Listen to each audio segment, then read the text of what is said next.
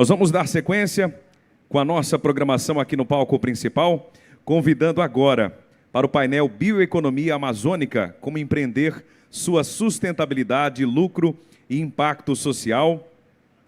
O tema é bioeconomia, então você que já nos ouve e nos acompanha, está chegando aqui na primeira Rondônia Startup Connect, já se aproxime e se acomode.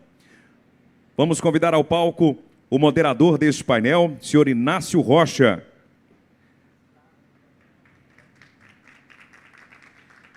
E os painelistas Valdemar Camata, Daiane Schwengber, da Apoena Socioambiental, Valdemar Camata da Coio, Sheila Noelle da Silva Moreira, diretora técnica da Ecoporé.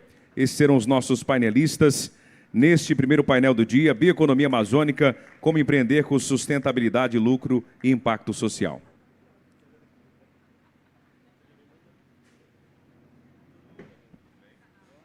Seja bem-vindo, meu amigo. Obrigado, meu irmão. Eu que agradeço. À vontade. Pode ser. Aí eu vou deixar... E aí eu vou passando o microfone para ele. Eu vou deixar mais um, tá, aí beleza. ficam revezando, tá bom? Deixa com a senhora aqui.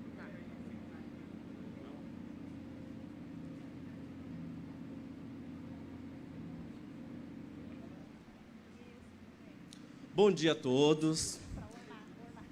Olá, pessoal. Sejam muito bem-vindos ao painel. Bom dia a todos. Eu me chamo Inácio Rocha, sou jornalista de inovação e apresento um quadro de inovação, o BGM Tech, dentro da SIC TV.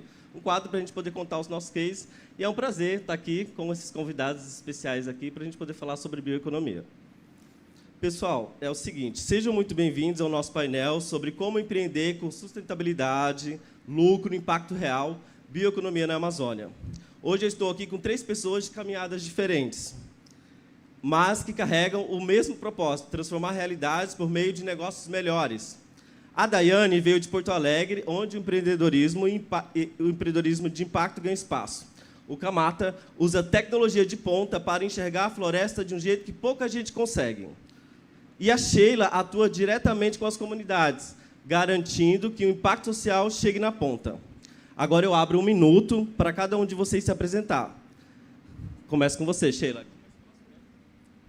Bom dia a todas e todos. Eu me chamo Sheila Noelle, estou na Ecoporé há 11 anos. Sou engenheira agrônoma, mestre em geografia e atuo, estou como diretora técnica, né? Já fui extensionista, já fui gerente de ATE. Então, a minha atividade é diretamente ligada a comunidades tradicionais, povos indígenas e agricultura familiar. Então, bom dia a todas e todos. Eu sou a Daiane Schwember, faço parte, então, da Apoena Socioambiental. Ela é uma empresa formada 100% por mulheres, lá no Rio Grande do Sul, na cidade de São Leopoldo, fica a 40 quilômetros de Porto Alegre. Eu sou bióloga de formação, mas eu brinco que eu sou bióloga de gente, porque nós trabalhamos desde sempre na área de educação ambiental, sustentabilidade, com comunidades, que é muito diferente, né? A gente estava conversando aqui das nossas experiências, que são bem diferentes. Lá a gente trabalha muito na zona urbana, né? Então, a gente olha para esse ambiente que é muito mais cheio de concreto, cimento, enfim, a gente precisa falar sobre educação ambiental e sustentabilidade para essas pessoas, que é a nossa realidade territorial. Eu tenho uma formação um pouco diferenciada, eu fiz magistério, então eu sou professora de formação dos anos iniciais, iniciei minha caminhada numa ONG, trabalhando com educação ambiental, e aí fui fazer mestrado e doutorado na área de gestão de resíduos e como as pessoas se relacionam com o lixo, né? A nossa dificuldade de trabalhar a gestão de resíduos sólidos. Então, essa é a minha experiência acadêmica e hoje eu atuo também em 3 universidades lá da região metropolitana, trabalhando a área de ESG. Bacana, obrigado. Camata, sua vez. Valdemar Camata Júnior, economista, em Rondônia há 45 anos, fui professor de economia durante uns 15 anos, vim para Porto Velho trabalhar na usina. Não, na verdade eu comecei na Federação de Indústria, depois fui para a obra da usina de Santo Antônio, construí ali o Bairro Novo e depois fui para a Superintendência do Sebrae. E aí encerrei e comecei uma atividade nova. Hoje eu sou economista-chefe da Câmara Africana de Comércio, em São Paulo, e, ao mesmo tempo, estou aqui em casa. Desenvolvemos uma inteligência artificial para detectar, encontrar, rastrear e tokenizar bioativos na floresta amazônica para transformar em renda para aquele que mantém a floresta em pé. Esse é o objetivo. Tamo junto? Tamo junto. Muito obrigado, meu amigo, pelas suas palavras. E já vamos direto ao bate-papo, né? Eu vou começar aqui com a Sheila. Eu ia aqui por ordem alfabética, mas vou começar aqui com a Sheila, que é aqui do lado. Sheila, pode... Isso, pode ser. Sheila, seguinte, você acompanha a comunidade na ponta, né? As comunidades. Qual é o primeiro sinal de que um negócio realmente gera impacto social e o que acontece quando o projeto se afasta das pessoas? Bom, o maior indicativo do impacto social é quando essas pessoas nos relatam que realizaram sonhos, né? Então, a gente tem atividades de restauração florestal, a implantação de sistemas agroalimentares, de quintais produtivos. A gente tem uma rede de sementes, de coletores de sementes. E temos a Floresta Hub e a Amazônia Ativa, que é uma vitrine dos produtos da sua biodiversidade. E quando, principalmente na rede de sementes, que a gente tem atuado nos últimos 3, 4 anos, quando essas pessoas nos relatam que realizaram sonhos. Então, através da venda da semente, através da floresta em pé, né? Porque muito se fala, floresta em pé dá dinheiro, floresta em pé dá dinheiro, mas pouco chegava-se, né, dinheiro lá na ponta. E agora, através da coleta de sementes, eles têm visto isso. Então, um impacto, né? A gente já ouviu cá entre nós de um indígena que, eu não vou mais cortar a madeira, porque se eu cortar madeira, eu não tenho semente o ano que vem. Com a semente, eu tenho renda todos os anos. Então, isso é um super impacto ambiental, social, de mudança de mentalidade daquela comunidade. A gente tem agricultoras que tiraram a habilitação, realizaram o sonho de tirar a habilitação, de comprar a máquina de lavar, de reformar a casa, de comprar sofá, né, que para a gente, no nosso dia a dia, talvez no nosso conforto, é muito pequeno, né? A agricultora comprou uma máquina de lavar, mas ela está ganhando tempo, ela está ganhando qualidade de vida, né? O tempo que ela deveria estar torcendo roupa, está batendo roupa, ela está cuidando do quintal produtivo dela. Então, a gente tem como sinônimo de sucesso não só quanto de renda a gente gerou para aquela comunidade. No ano de 2024, a gente gerou cerca de 1,5 milhão. Esse ano, a gente coletou 64... A gente acionou a rede e eles coletaram 64 toneladas de sementes. Então, isso gerou em torno de 3 milhões de reais direto para a comunidade, que a gente paga direto para o coletor de semente, né? A gente tem toda uma formação, toda uma formalidade com isso. E o nosso sinônimo de sucesso é quando esse dinheiro chega na ponta e essas pessoas realizam sonhos. Então, E se a gente se distanciar, a gente para de ouvir essas realizações, a gente para de levar o que eles precisam, né? Aí a gente aqui no nosso escritório, no nosso conforto, pensar, eu acho que aquela comunidade precisa disso, vou lá fazer. Então, se a gente se afasta, a gente deixa a escuta ativa, né? E aí a gente vai impor, a gente vai salvar aquela comunidade sem escutá-los. Então, por isso a importância de estar entre eles, estar com eles e ouvi-los, de verdade. Inspirador, né? É inspirador ouvir isso, né? Transformar vidas, transformar pessoas, né? Levar conhecimento, transformar toda aquela comunidade, né? Muito, muito importante seu papel. Agora vamos falar com a Dayana. Dayana, é o seguinte: você constrói negócios de impacto no sul do país. Qual é o primeiro passo para tirar um negócio sustentável do papel? E qual é o maior erro que o empreendedor precisa evitar no início? Eu brinquei que era a pergunta do Enem, né? Bom, primeiro, né, nós três, como sócias fundadoras, que nós somos 3 mulheres, temos as consultoras atualmente, nós iniciamos a partir de uma observação de um problema na comunidade, né? Nós 3 viemos de incubadoras técnico-sociais de universidades diferentes, nós trabalhávamos com cooperativas de catadores e catadoras.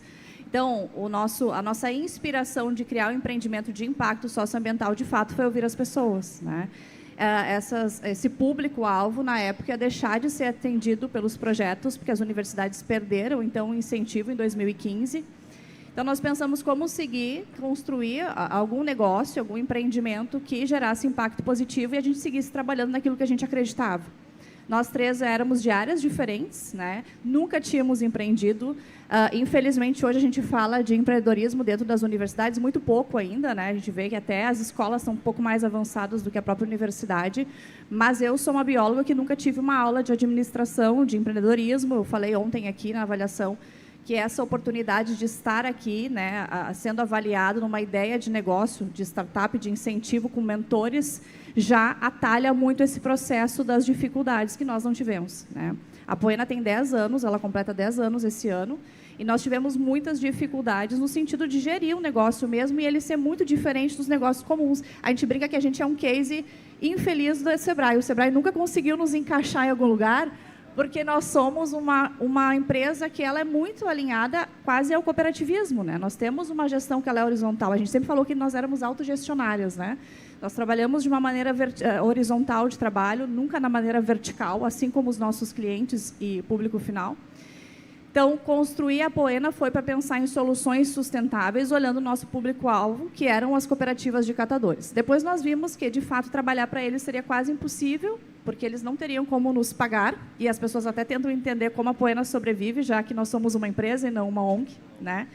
Mas a gente conseguiu, a partir de outras empresas, entender que elas tinham um papel de responsabilidade socioambiental, de chegar o recurso na ponta dessas comunidades. Então, hoje a gente trabalha com cooperativas de catadores e catadoras em programas de logística reversa, de assistência, enfim, técnica. Também muitas escolas públicas na área de formação e assessoria na parte de educação para sustentabilidade, com a parceria das iniciativas privadas. Então, elas colocam recurso na Poena socioambiental e a gente constrói projetos de impacto lá na ponta. E esses indicadores são importantes, porque essas empresas também, hoje, alinhadas ao ESG, precisam ter alguns indicadores de impacto. Então, a gente faz essa ponte numa realidade que é diferente da de vocês, porque a gente não tem floresta. Nós temos um bioma que é o Pampa, nós temos a Mata Atlântica, mas ainda ela não tem essa visibilidade de muito cuidado, né? Mas a gente tem, então, esses biomas, que é a Mata Atlântica e Pampa, e o Pampa, inclusive, muito degradado, né, pela questão, então, né, do agronegócio, mas agora se retomando essa parte de cuidado e sustentabilidade no agro, né, que é uma coisa que vocês, eu percebo que estão se atentando, acho que é uma conversa que a gente vai ter aqui, né, de entender que a floresta em pé, todos os biomas são importantes e nos ajudam a ter o alimento, e nos ajudam a ter a economia. Quando tu fala, né, ali sobre a parte, cuida das pessoas, cuida do ambiente, mas cuida da economia. Porque quando a pessoa percebe que na floresta tem recurso também, pode melhorar a sua qualidade de vida, ela entende a importância também, quem sabe, nós, né, vivendo dentro do capitalismo.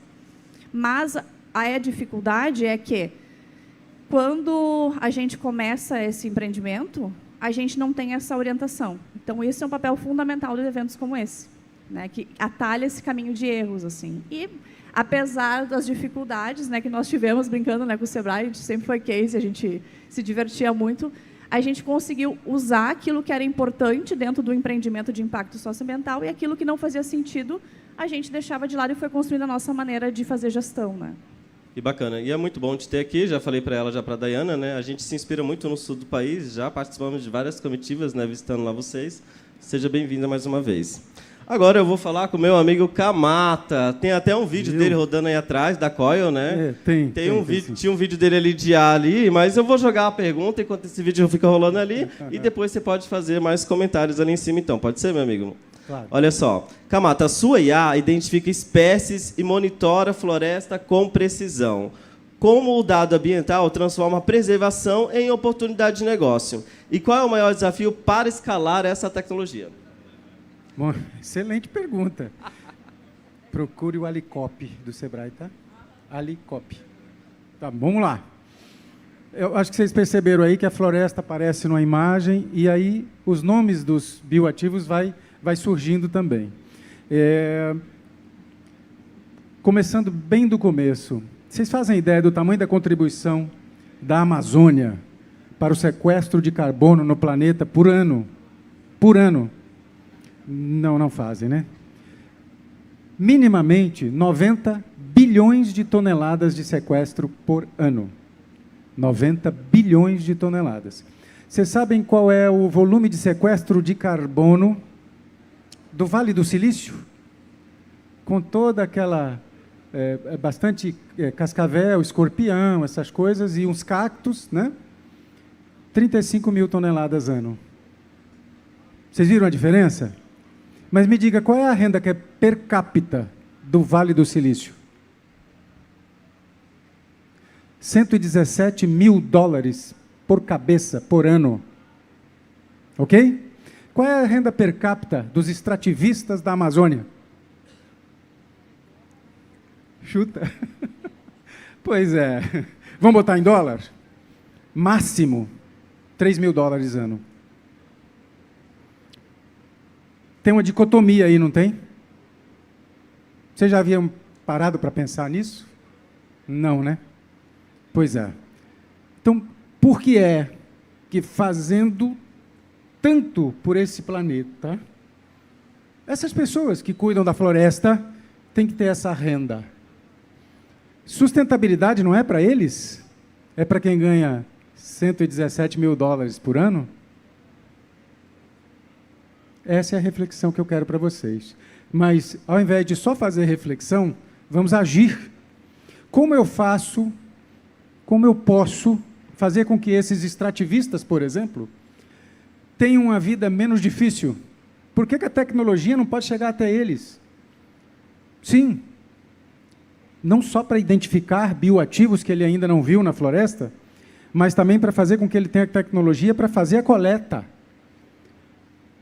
Se ele for coletar alguns cachos de patauá a 3, 4 quilômetros da casa dele, ele vai caminhar quanto no meio da floresta e para voltar com os cachos de patauá nos ombros?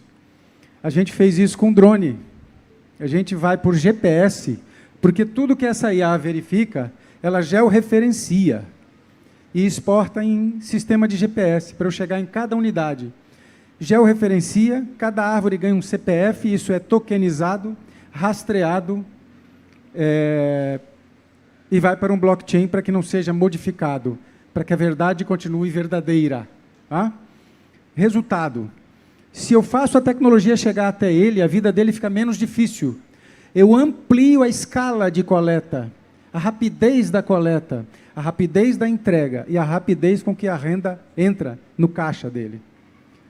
Se ele souber que a partir daí a floresta não se chama mata, é uma floresta viva, porque entregou renda para ele, ele começa a pensar em como ele vai melhorar a qualidade de vida dele. A casa, a educação dos filhos, a saúde, o vestimenta, roupa. É verdade, roupa. As crianças nos extrativistas têm muito pouca roupa. Eles andam descalço pela floresta porque não podem comprar um chinelo. Se você entregar sustentabilidade para ele e mostrar o quanto ele é o centro da sustentabilidade, tudo que você explicar sobre a ararinha azul e o mico-leão dourado, ele vai entender. Mas se ele estiver passando fome, a ararinha azul vai para a panela. Ou não vai? Vai. Então, se o homem é o centro dessa discussão, e se ele é aquele que protege, guarda esta floresta, a mantém em pé, a mantém viva, quanto maior o índice de entrega de tecnologia para que ele tenha essas facilidades e amplie o seu potencial de mercado, eu posso chamar assim isso de bioeconomia. Na essência da palavra bioeconomia. E isso vai modificar a vida dele, vai aumentar a renda per capita dele, da família dele, vai melhorar a sua condição de vida e ele vai entender que sustentabilidade é para ele, sim. Esse é o nosso objetivo. Muito obrigado, meu amigo. Excelentes palavras. Agora a gente vai para o nosso segundo bloco de perguntas aqui, né? E eu volto novamente com a Sheila. Sheila da Ecoporé. Sheila, de que forma as organizações socioambientais podem se conectar com os empreendedores e comunidades para fortalecer a bioeconomia em Rondônia? E quais são os passos mais urgentes para transformar o discurso em ação efetiva? Eu ia até perguntar para a Daniela se vocês têm parcerias com ONGs locais, né? Porque é muito comum, a ONG é o terceiro setor, né? Então é onde o governo não chega, onde a iniciativa privada tem mais dificuldade, e a gente é um meio, né? Então a gente a gente atua muito na captação de recurso, junto a outras empresas, grandes organizações. Então, hoje a Ecoporé tem apoio da Petrobras, por exemplo, tem apoio de fundos internacionais familiares, que é comum. A gente tem parceria com o governo, né? A gente chama o CIP. Então, o que a gente vê é que a Ecoporé é muito um meio, né, desse recurso, dessas empresas que hoje já estão pensando, já estão vendo sobre isso, é um meio para chegar à ponta, né? Então, a gente sabe que, por exemplo, na rede de coletores de sementes, eu estou ouvindo e fiquei maravilhada, porque quando a gente pensa em tecnologia, às vezes a gente quer assim um super trator, uma super máquina e tal, e o coletor saber onde está aquela matriz, ele poder ganhar tempo, né, de planejamento, é uma super tecnologia. Então, às vezes, a gente fica pensando em tecnologia uma coisa muito futurista e uma árvore geolocalizada resolve muita coisa. Me perdi da pergunta, né? Voltando. É muito importante para as organizações terem essas trocas com empresa, com setores, né? É muito importante a gente conversar com o agronegócio, é muito importante a gente conversar com a indústria, porque a Ecoporé, especificamente, é importante falar, a gente trabalha com conservação, a gente trabalha com restauração, pensando nas pessoas, para as pessoas. Então, a gente também não quer um meio ambiente, não quer uma floresta intocável, né? Que é para ser bonita, a gente quer que ela seja sustentável, a gente quer que as pessoas que estão lá e nós aqui tenhamos qualidade de vida, né? Que quem está lá no Vale do Silício tenha qualidade de vida, mas que as pessoas daqui também. Então, eu vi uma fala uma vez que a floresta vista de cima é um grande maciço verde, mas se você aproximar, tem pessoas ali, né? Temos pessoas aqui. Então, talvez para uma pessoa que vem de fora, vem do sul do estado, chega aqui e fala, nossa, mas Rondônia é tão desenvolvido, mas Rondônia tem tanta gente, tanta produção, não é o norte, não é só a floresta. E que essa floresta somos nós, são pessoas. Então, a Ecoporé e as organizações do terceiro setor, as cooperativas, ela precisa dessa mão dupla, desse apoio com iniciativa privada, com empresas. E, por exemplo, o Floresta Hub, que é uma iniciativa da Ecoporé, ela quer acelerar esses negócios da bioeconomia. Então, a gente atende agricultores familiares, atende extrativistas indígenas que já têm os seus negócios, né? Muitas vezes está no início, muitas vezes precisa só de um apoio para criar uma marca, para registrar uma marca. Às vezes, ele precisa de um apoio para formalizar o negócio. Às vezes, ele só precisa ser apresentado para alguém do SEBRAE, né? Então, você só precisa falar. Exatamente. Aí o Floresta Hub vem para fazer esse apoio. Tanto o Floresta Hub quanto a Receba, ela surgiu de uma aceleração que a Ecoporé fez junto ao SEBRAE. E quando acabou a aceleração, a gente pensou, a gente quer que isso vire um negócio ou um projeto institucional. Então, a gente deixou de ser um negócio, né? A gente participou da aceleração, para a Ecoporé não fazia sentido, e ela se tornou um projeto institucional. E a gente viu na aceleração que nem todo público, né, está preparado para chegar até ali. Então, precisa de um cuidado e de um olhar prévio. Então, o que a Ecoporé tem exercitado e tem feito é deixar esses negócios o mais próximo possível para chegar, por exemplo, ao SEBRAE, para chegar em outras acelerações, para chegar no mercado.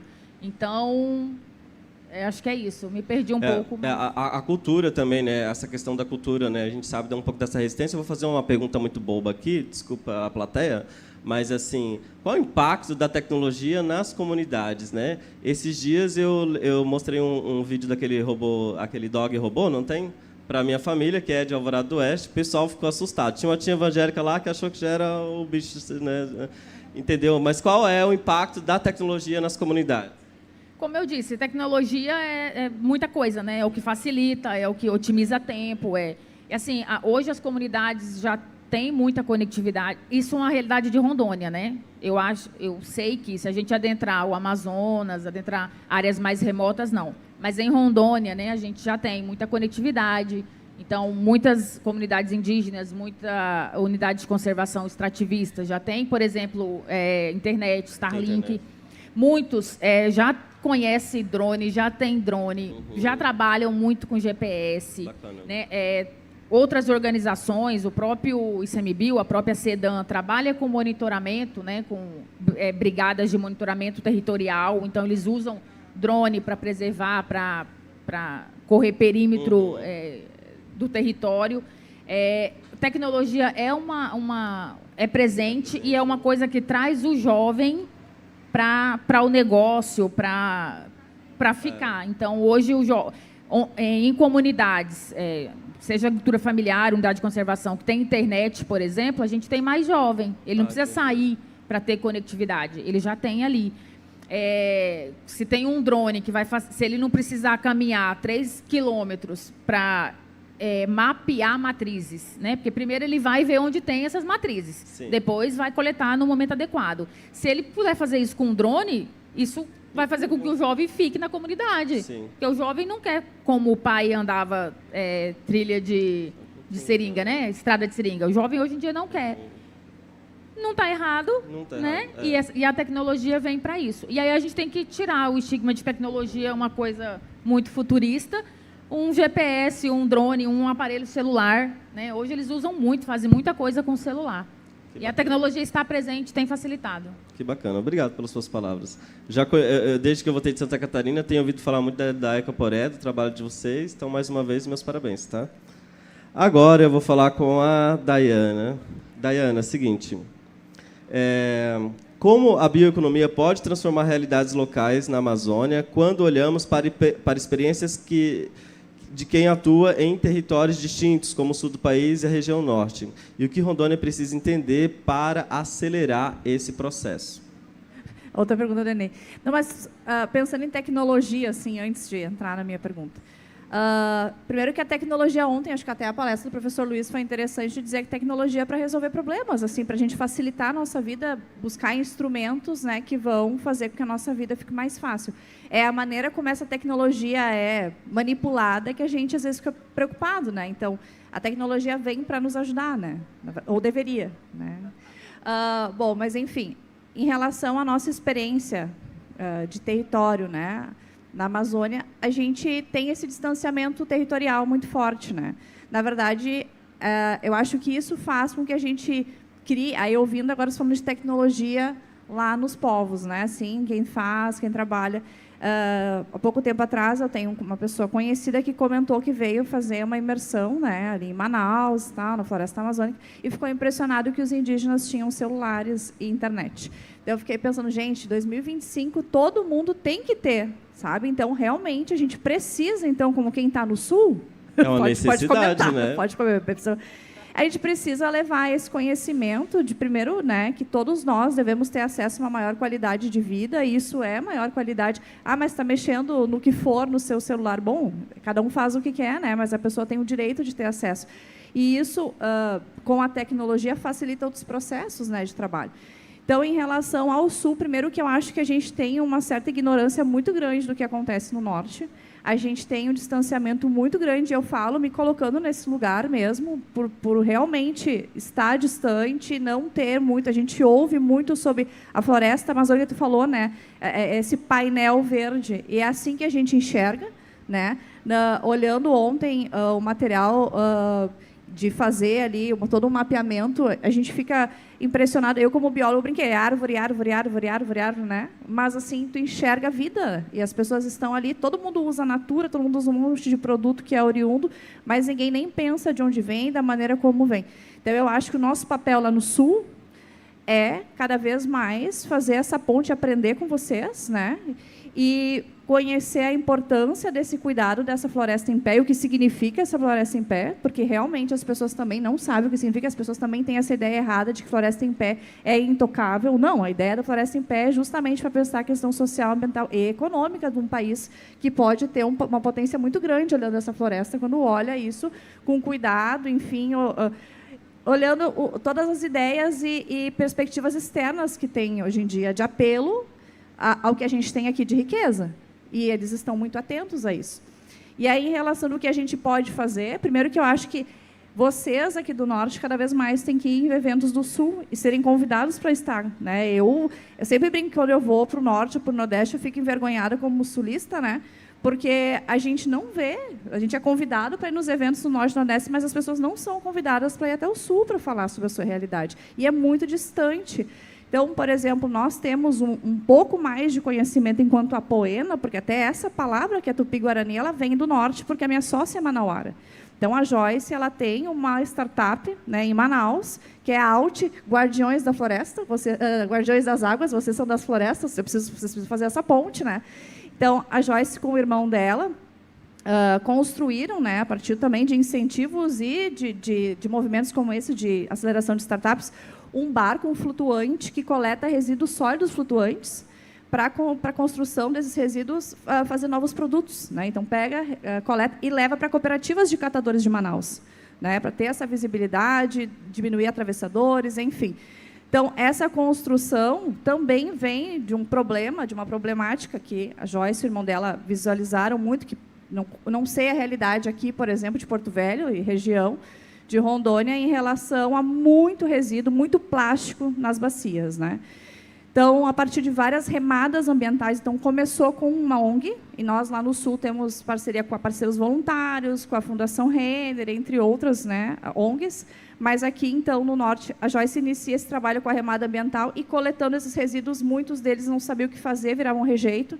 Então, começou essa parceria com as cooperativas, a construção desse barco, e ela leva essa experiência lá para o Sul, onde a gente, além de fazer o trabalho que nós realizamos, nós trabalhamos com gestão de resíduos, porque as pessoas também não entendem, né, como o plástico chega nos rios, nas bacias, né, aqui da Amazônia. Então, nós fizemos, por exemplo, esse ano, um evento que a gente faz de popularização da ciência com crianças e escolas, que a gente trabalha muito, então, na ponta das escolas públicas. Hoje, nós fizemos, então, coleta de resíduos no entorno das escolas, a gravimetria desses resíduos, e fizemos uma exposição fotográfica. Mas nós incluímos as gravimetrias que a Joyce fez com o irmão delas em Manaus. E as fotos que eles mais se assustaram foi realmente olhar, né, os rios da Amazônia cheios de plástico. E a gente falou muito sobre isso, porque a bacia amazônica ela é a segunda que leva mais plástico para os oceanos. Né? Ela leva 182 milhões, né, 1.000 toneladas, né, para os oceanos. Então, a gente precisa trazer essa cultura. Acho que o nosso papel, enquanto empreendimento de impacto social, além de realizar o serviço que a gente faz, é também levar conhecimento, tentar trazer essa realidade da outra ponta lá para o Sul. Não sei se eu respondi também, enfim. Respondeu. Mas a ideia é essa, porque o que a gente pode fazer num território que a gente não conhece é conhecer. Porque a gente não pode falar sobre esse território se a gente não tem conhecimento. Então, a gente tenta fazer isso e levá-la para o Sul para construir uma educação para a sustentabilidade, ter futuros cidadãos e cidadãs que sejam gestores, que estejam à frente dos negócios, para que pensem essa sustentabilidade respeitando os povos originários, respeitando as pessoas que estão nas florestas e a floresta. Né? O grande desafio, né, gente? Desenvolver o Estado, desenvolver a região com a floresta em pé. Né? Agora eu volto com o meu amigo Kamata. Kamata, é o seguinte... Qual é o principal desafio na escalada de startup de bioeconomia na Amazônia e como empreendedores podem gerar lucro ao mesmo tempo em que garantem impacto socioambiental real? Em primeiro lugar, que a palavra-chave é pragmatismo. Pragmatismo? Pragmatismo. Não é fantasia, não é sonho. A realidade já está lá. Ou eu faço parte dela de forma pragmática, direto, objetivo, e executando as minhas tarefas, ou não vai acontecer nada. Observando, e foram 4 anos de trabalho para encontrar toda essa circunstância e mensurar tudo isso. Então, vamos ser pragmáticos.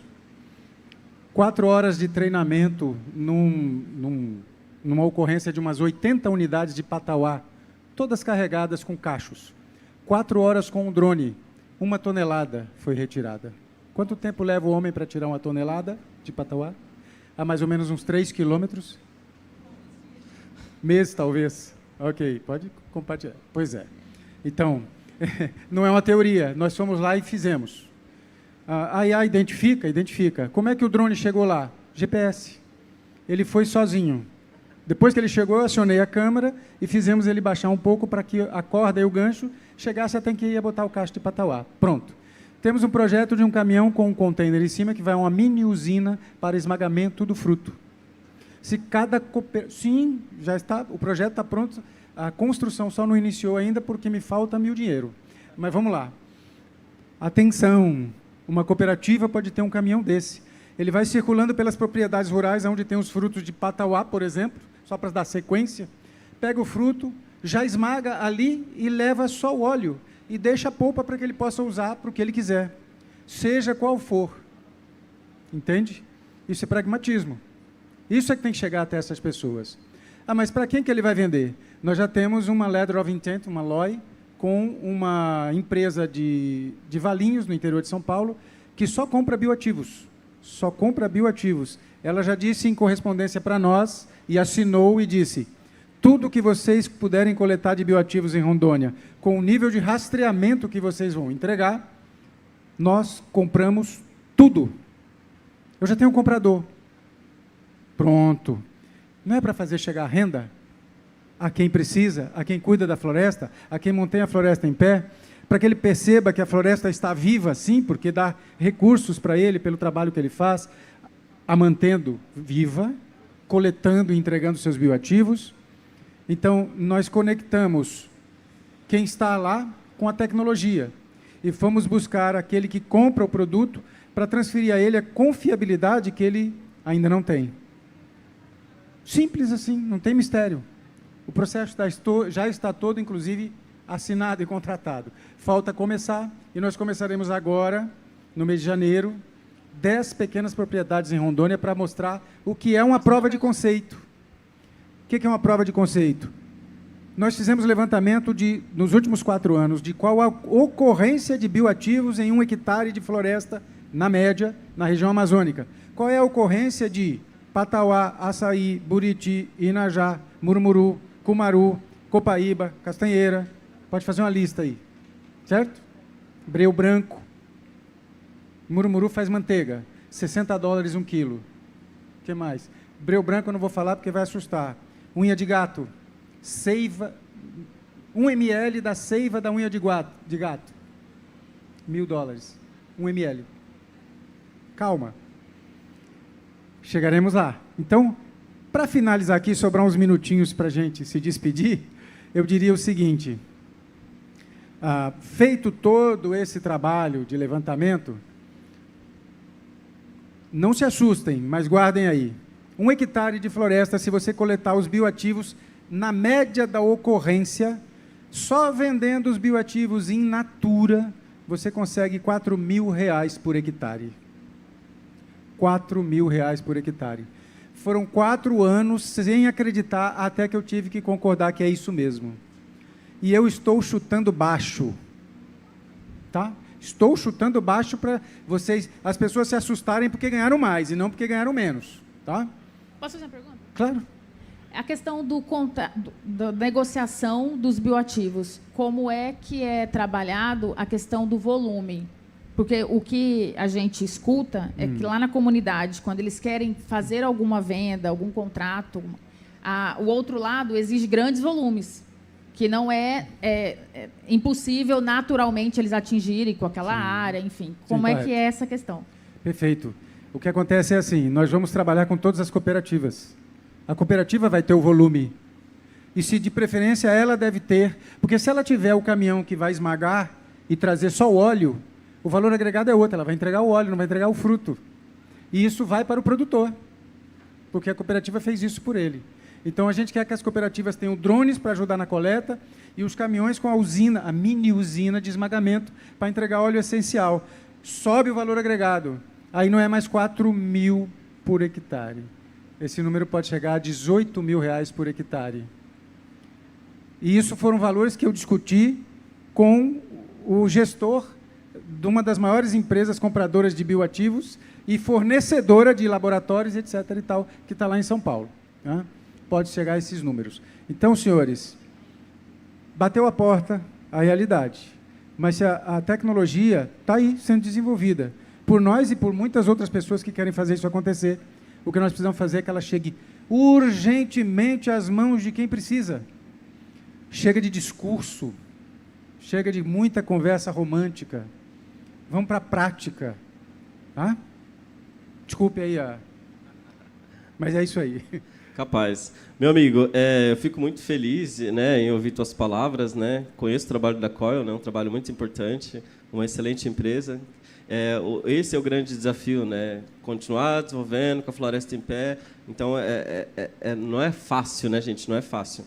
Mas, assim, agora a gente vai encerrar esse painel e eu vou... Pode começar ali com de lá para cá, Valdemar? Meu amigo, eu te dou 1 minuto para a gente poder encerrar. Professor Hilton, a gente está com tempo ainda? Como é que tá? 2 minutos, olha. Tá bom. Então vamos lá fazer 1 minuto para cada um. Vou comer 1 minuto aí do próximo painel. Mas você tem 1 minuto para poder encerrar e divulgar a sua rede social, né? Porque a gente está aqui para construir relacionamentos, construir pontes. Então conto com todo mundo que está aqui assistindo esse painel que possa seguir, né, os parceiros aqui. Fica à vontade, Kamata. Muito bem. Coil Earth. Coil Terra, né? Coil Terra, né? Coil Earth. Vocês vão achar no Instagram, no YouTube. Só @Coil Earth. Coil com I e 2 L's, né? Com I e 2 L's. A Coil está aqui justamente para isso, para fazer essa conexão da tecnologia com quem precisa dela e colocar o que ele pode produzir no mercado. Com um detalhe, quando todo mundo perceber que essa bioeconomia não é fruto só da floresta, eles vão entender que nós estamos falando de agrobioeconomia. Agrobioeconomia, guardem isso. Uhum.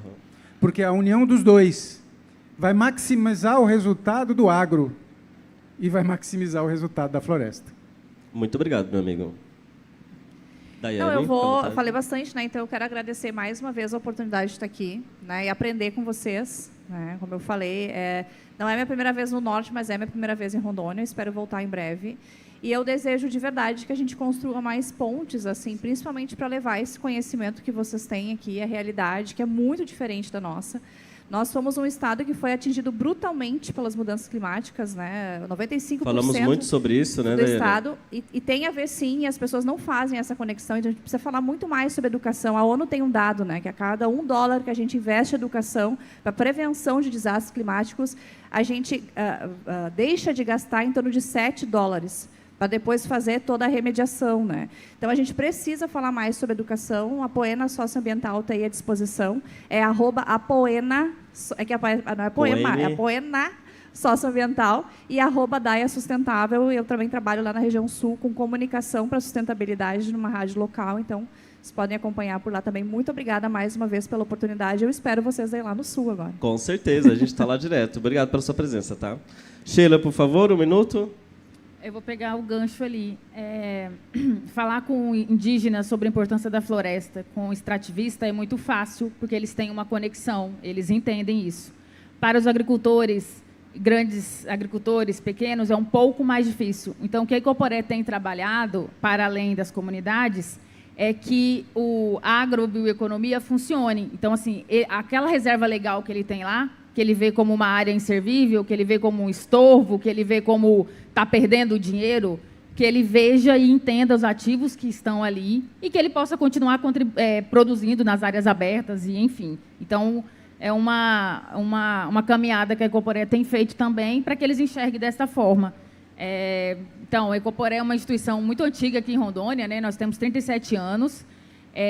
Fica o convite para conhecer as nossas atividades através da rede social Ecoporé Rondônia, e aí Ecoporé Rondônia é Instagram, YouTube, Facebook.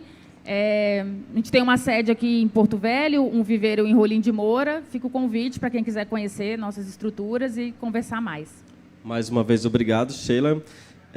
Pode segurar aí um pouquinho, pessoal? Então, assim, pessoal, obrigado a todos, tá? Hoje a gente viu que impacto não é discurso, é ação, né? E o Brasil já tem exemplos concretos, né? E a gente está aqui para poder falar sobre isso. Que esse painel inspire novos negócios, novas conexões e novas pontes. E muito obrigado.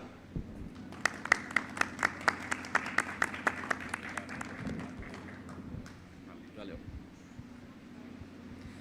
Muito obrigado aos participantes deste primeiro painel do dia, Bioeconomia Amazônica, como empreender com sustentabilidade, lucro e impacto social.